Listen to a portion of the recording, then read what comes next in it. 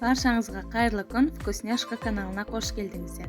Бүгін біз сіздермен дәл осындай пышный, әдемі әрі дәмді болып шығатын пирожки дайындайтын боламыз. Ал енді ыдысымызға 2 стакан жылы су, тұз, қант, жұмыртқаны салып, жақсылап араластырамыз, сұйық майымызды қосамыз, дрожж саламыз.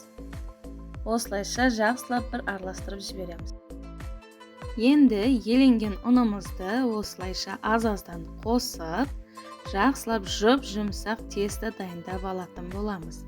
Енді үстін жауып, бір шетке алып қоямыз. Тестамыз ашығанға дейін начинкасын дайындап алатын боламыз. Енді майымыз қызғаннан кейін пиязды салып, жақсылап қуырып аламыз. Мен салмасынан сары сәбіз қостым, әркім өз қалауына қарай қосуы мүмкін.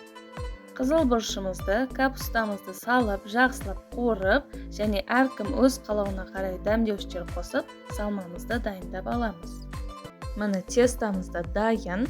Енді столдың үстін сұйық маймен майлап, тестамызды өзіміз қалаған размерде бөліп алатын боламыз.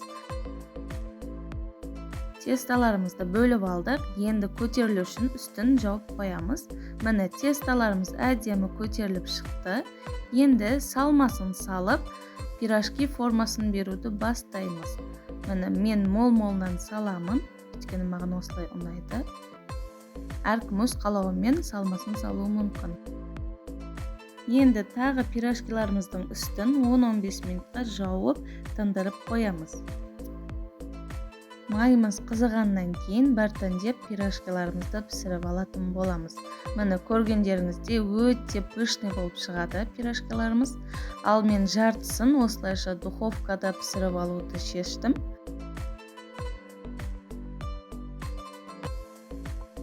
Міне құрметті көрермендер, осылайша бір тестадан 2 түрдегі пирожкимізді дайындап алдық. Көріп тұрғандарыңыздай өте пышный әрі өте әдем болып шығады. Міне ішінде қазір көрсететін болам.